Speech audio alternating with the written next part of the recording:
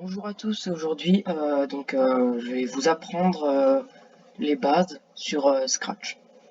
Donc là je suis sur Scratch 3, donc Scratch Online, mais il y a aussi une version, il y a Scratch 2 et Scratch Offline. Donc alors, Scratch qu'est-ce que c'est? C'est un logiciel qui permet de créer des algorithmes. C'est pas vraiment de la programmation, ça crée des algorithmes étape par étape. Et ensuite, donc ça permet de faire des programmes plus ou moins complexes. Donc alors, on peut voir donc là comment ça se passe la scène. Donc c'est divisé en plusieurs parties. Il y a cette partie ici là qui c'est donc on a le code, les costumes ou les sons. Donc je vais commencer par vous expliquer cette partie à quoi elle sert. Donc ensuite, il y a cette partie-là. Donc c'est là où on va déposer les objets. Il y a cette partie-là. Donc là, c'est ici où on a tous les lutins, où on peut donc créer des lutins. On peut faire plein de choses. Ici, donc, il y a certaines informations. Et ici, il y a l'arrière-plan. C'est ça. C'est ce qu'il y a derrière le lutin. Donc là, c'est blanc parce que on voit que c'est blanc. Enfin, il y a rien. Et donc il y a ici, là c'est la scène, donc comment ça se passe, c'est le programme, le rendu final. Donc on peut mettre en grand écran. Donc ça c'est pour lancer le programme et ça c'est pour le stopper. Et, donc pour commencer, donc on peut importer un lutin. Par défaut, dès qu'on crée, il y a ce lutin qu'on peut renommer. Voilà. Ça permet quand on a beaucoup de lutins de se repérer. Des fois par exemple on peut avoir plusieurs chats. De savoir par exemple chat 1, savoir qui fait quoi. Donc on peut choisir un costume. Donc il y en a plein directement sur Scratch.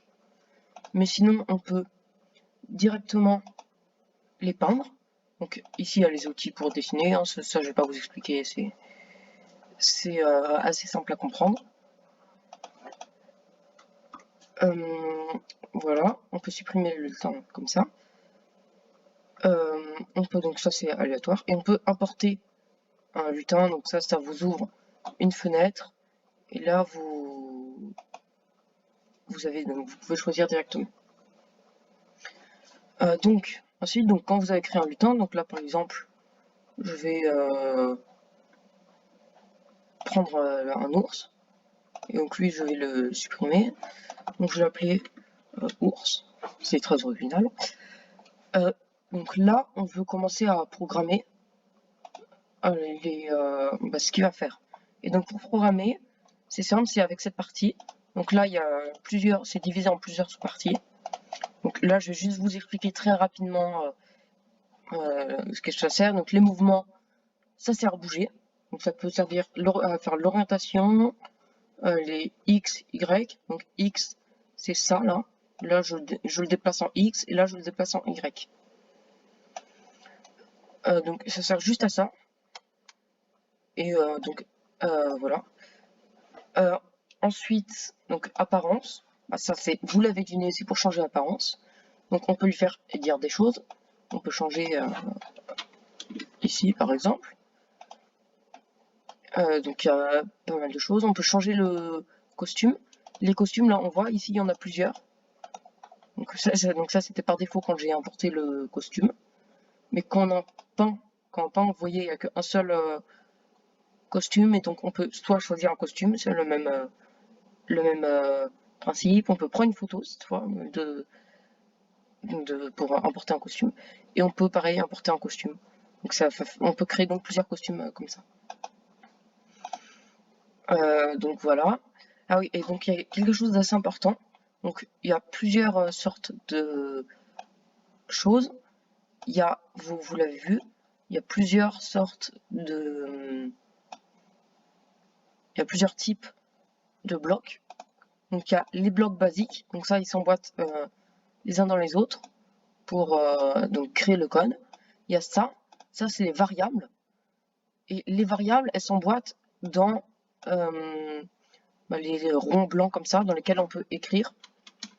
On peut, voilà, on peut mettre, on peut glisser les variables dedans. Ensuite, donc il y a ça. Donc ça, c'est les booléens. C'est soit faux, soit vrai, donc false ou true. Et ça peut aller dans les, par exemple, dans si alors. Il y a cette forme, c'est assez intuitif. Hein. Ça va là. Donc il y a plusieurs types de choses dans lesquelles on peut les incruster. Voilà. Donc voilà, ça peut changer. On peut servir donc avec dans apparence, on peut changer la taille. Donc, par exemple, la taille, on peut également changer ici. On peut être à 50%, donc il va être plus petit.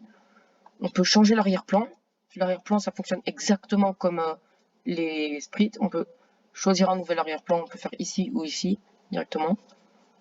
Et je crois que c'est pareil. Donc, par exemple, là, je peux choisir, par exemple, l'artille, voilà. Donc là, j'ai l'arrière-plan. Et je peux, dans le code de l'ours, donc dans un sprite, on peut également faire dans le code des scènes. Alors, scènes, c'est pas les mêmes codes, les mêmes blocs que les sprites. Parce que dans scène, par exemple, on voit, on peut pas faire de mouvement parce que c'est l'arrière-plan. Donc ici, par exemple, si on va dans apparence, on peut basculer sur l'arrière-plan, voilà, on peut changer.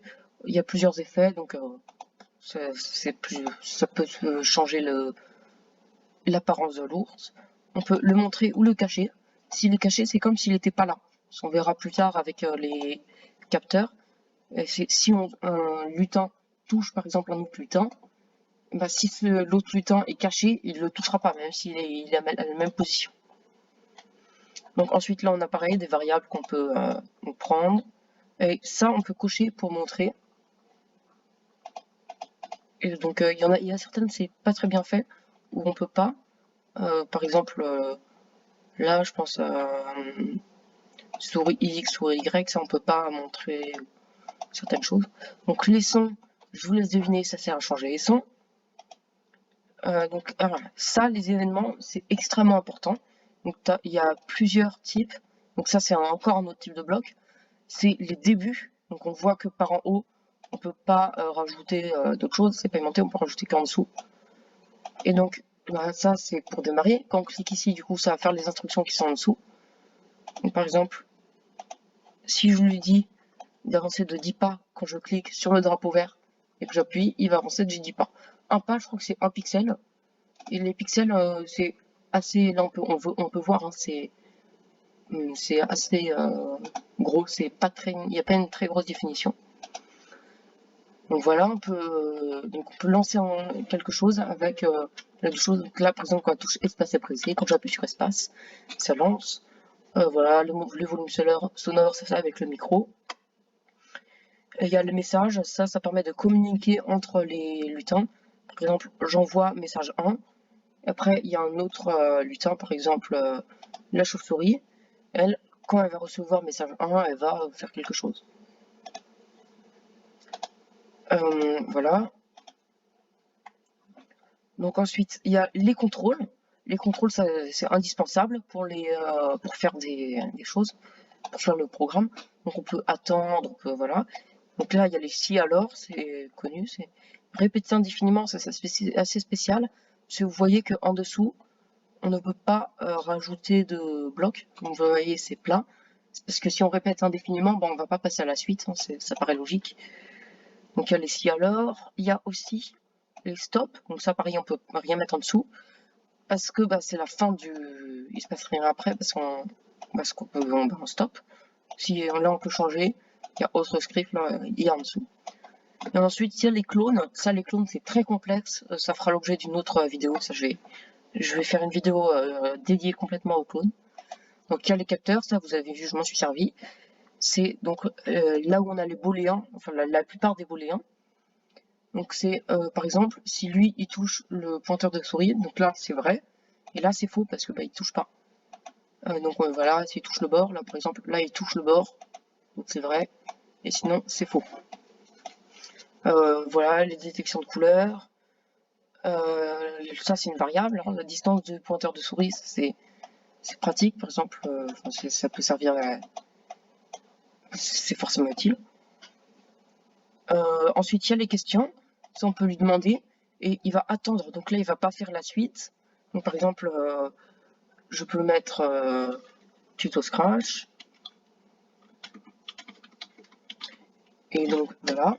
Et donc là je peux récupérer dans la variable réponse, donc qui a pris du coup la valeur tuto Scratch, qu'on peut afficher. Et dès que je vais reposer une autre question, bien sûr ça va se supprimer, et ça va reprendre l'autre valeur. Voilà, alors le mode de glissement, ça je sais pas qu'est-ce que c'est, je vais pas vous mentir. Donc le volume sonore, là on peut voir quand je parle, c'est plus fort, et quand je parle pas, ça retourne à 1. Le chronomètre, ça il se lance quand vous appuyez sur le drapeau vert, et il s'arrête jamais. Même quand vous stoppez le programme, il s'arrête pas. Il faut réinitialiser le chronomètre, ça le remet à 0. Voilà, alors ça, ce bloc est extrêmement pratique, parce que par exemple, quand on a un autre lutin, ça permet de récupérer des informations sur l'autre lutin, par exemple ses positions et tout en fait. On peut pareil, on peut retrouver plein de choses qui sont indispensables pour certains trucs. Donc là on peut trouver l'année, les jours depuis 2000, voilà. Et le nom d'utilisateur, alors ça c'est assez c'est pas complexe, mais c'est, par exemple là vous voyez, moi je m'appelle Tuto Scratch, du coup Tuto Scratch. Mais si par exemple c'est un autre compte qui se connecte, par exemple s'il y a Reddy05 qui va se connecter, ici il y aura marqué Reddy05. Et si la personne n'a pas de compte, le nom d'utilisateur ce sera un champ vide, comme ici, un champ complètement vide. Donc ensuite, donc ça nous amène aux opérateurs. Les opérateurs, bah, c'est par exemple, vous l'avez deviné, hein. Là si je fais 5 plus 3, ça va me dire 8. Il y a la notion d'aléatoire, multiplication, division. Pareil, des booléens, si 2 est plus grand que 50, ça c'est faux. Hein. Par contre, si 2 est plus petit que 50, c'est vrai. C'est inférieur strict. Donc, par exemple, 50, c'est pas plus petit que 50. 50, c'est égal à 50. Il y a et, il y a ou. Non, ça c'est le signe contraire, l'inverse. Retrouver pomme banane, ça veut faire pomme banane par exemple. Là c'est parce qu'il y a un espace ici, mais normalement par défaut il n'y a pas d'espace. Voilà. Les variables, ça, bah, je peux vous l'expliquer maintenant. C'est bah, les variables, vous pouvez créer une variable, comme donc ça par exemple, c'est une variable, avec quelque chose qu'on peut changer, qui est pas vraiment, c'est pas vraiment ça, mais voilà, par exemple ça c'est une variable. Donc vous pouvez créer une variable.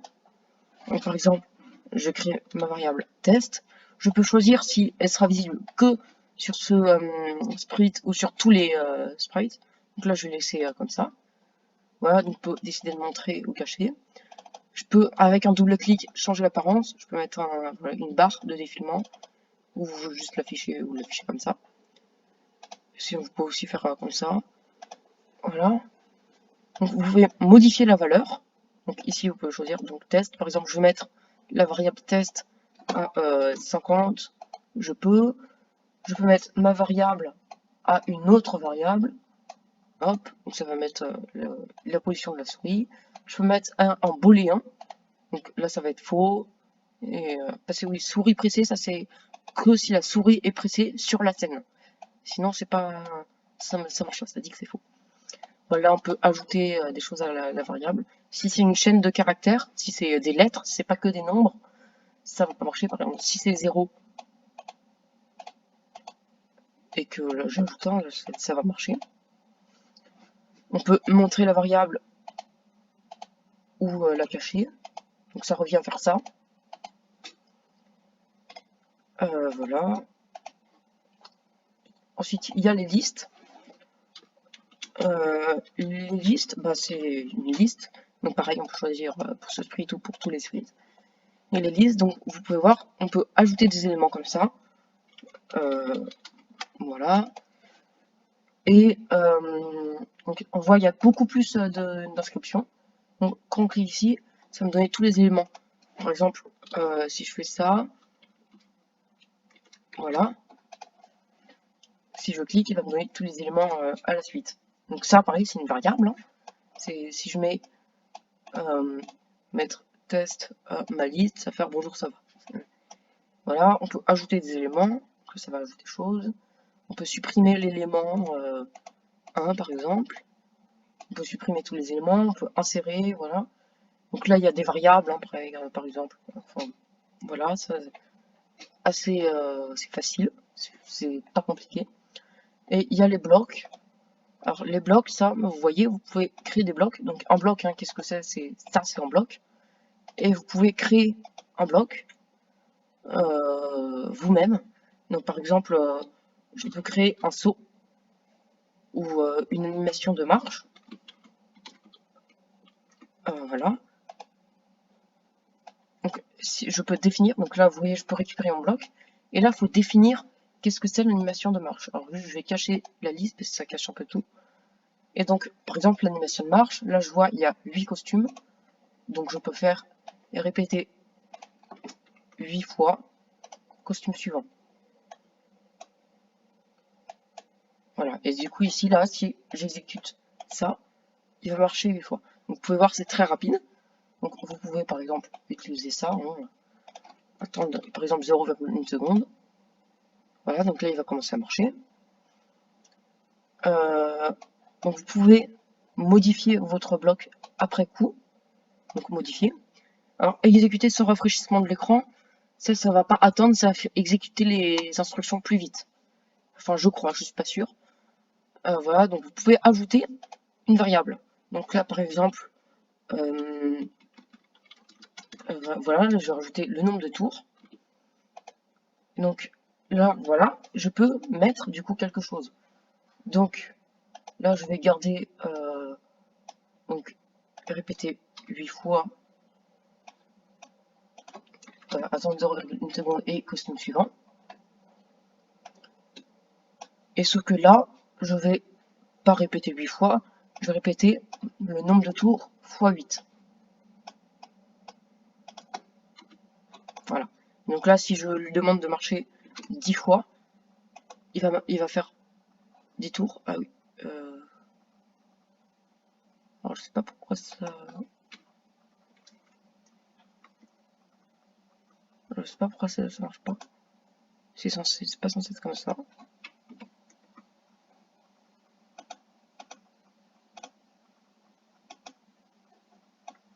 Bon, vous avez compris le principe. Là, je sais pas pourquoi ça ne marche pas. Donc vous pouvez également donc ajouter en booléen. Donc ça c'est parce que je vous ai montré que c'était, et donc vous pouvez rajouter du texte après. Voilà, donc le booléen c'est, enfin, vous avez compris, ça peut se rentrer là-dedans. Et c'est à peu près tout, je crois. Donc merci d'avoir suivi cette vidéo. N'hésitez pas à vous abonner, moi là je commence tout juste sur YouTube. Donc mettez un pouce bleu, abonnez-vous. Et bah, merci. Et activez la cloche surtout parce que comme ça vous pourrez ne pas louper les vidéos. Allez, salut!